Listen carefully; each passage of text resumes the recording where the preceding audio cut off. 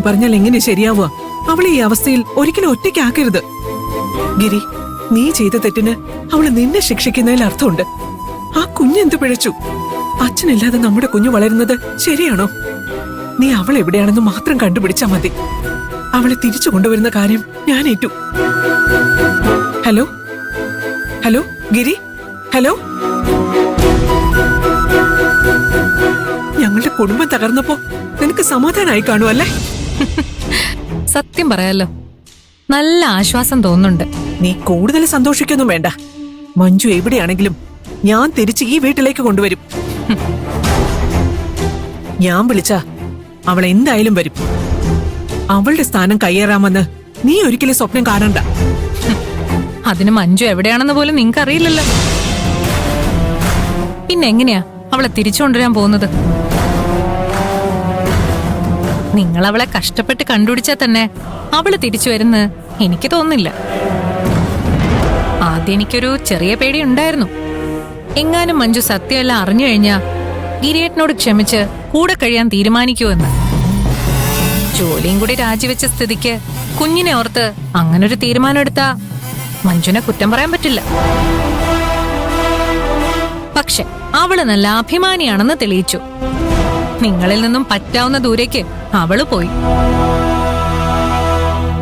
മഞ്ജു പോയ സ്ഥിതിക്ക് ഇനി ഗിരിയേട്ടനെ സ്വന്താക്കുന്നതിൽ നിന്നും എന്നെ തടയാൻ ആരുമില്ല. അങ്ങനെയുള്ള സ്വപ്നങ്ങളൊന്നും നീ കാണണ്ട മോളെ. മഞ്ജു പോയി എന്ന് കരുതി നിന്നെ ഇവിടെ താമസിപ്പിക്കുമെന്ന് നീ കരുതണ്ട. അവൾ ഈ വീട്ടിലേക്ക് വന്നാലും ഇല്ലെങ്കിലും ഇനി ഈ വീട്ടിൽ നിന്നും നീ എന്തായാലും ഇറങ്ങും. അടുത്ത ആഴ്ച കാനഡയിലേക്കുള്ള ഫ്ലൈറ്റിൽ ഗിരി നിന്നെ കയറ്റിവിടും. അങ്ങനെ നടക്കില്ലമ്മേ. നടത്തിച്ച് കാണിച്ചു തന്നാലോ? ഗിരിയേട്ടൻ ഒരിക്കലും എന്നെ കാനഡയിലേക്ക് പറഞ്ഞു വിടില്ല. ഞാൻ പറഞ്ഞ അവനത് ചെയ്യും.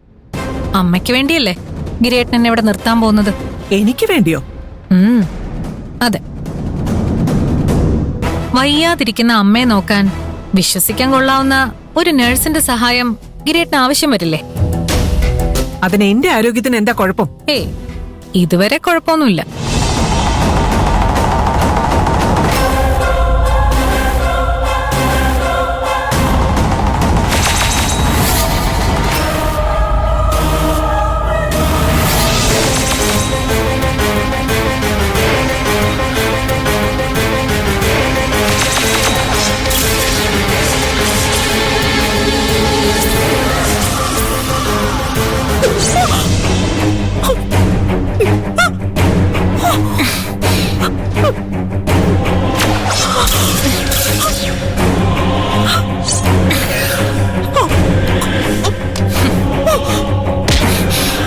ഇനി കുഴപ്പമുണ്ടാവും.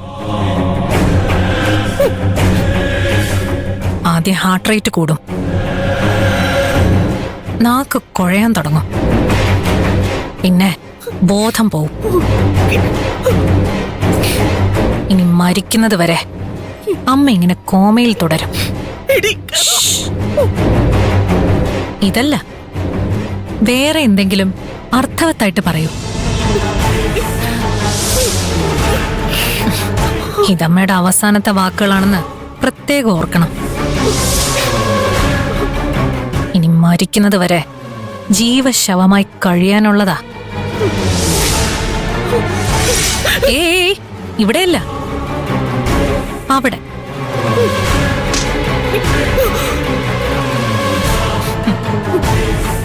മഞ്ജു ഇല്ലാത്തോണ്ട് ഇനി അമ്മയെ ശുശ്രൂഷിക്കാൻ ഗിരിയേട്ടന് എന്റെ സഹായം വേണ്ടിവരും. അങ്ങനെ അമ്മയെ ശുശ്രൂഷിച്ച് ഗിരിയേട്ടന് മുന്നിൽ നല്ല കുട്ടിയായി പതുക്കെ ഗിരിയേട്ടന്റെ മനസ്സിൽ ഞാൻ സ്ഥാനം പിടിക്കും. എന്നെ ഈ വീട്ടിൽ നിന്നും അടിച്ചോടിക്കുന്നു പറഞ്ഞ അമ്മ കാരണം തന്നെ എനിക്ക് ഈ വീട്ടിലൊരു സ്ഥാനം കിട്ടാൻ പോവാ. എന്താ അല്ലേ?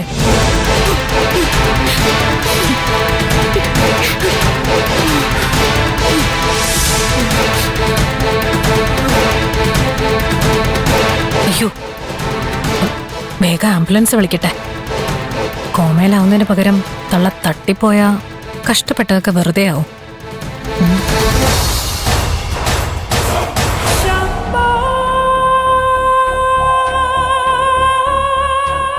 Hello ambulance. അമ്മ പെട്ടെന്ന് ബോധം കെട്ട് വീണു. മുഖത്തേക്ക് വെള്ളം തെളിച്ച് വീണിട്ട് എഴുന്നേക്കുന്നില്ല. ഒരനക്കവും ഇല്ല. ഒന്ന് പെട്ടെന്ന് വരണേ ചേട്ടാ. ഞാൻ ലൊക്കേഷൻ പെട്ടെന്ന് അയക്കാം. വരണേ പ്ലീസ്.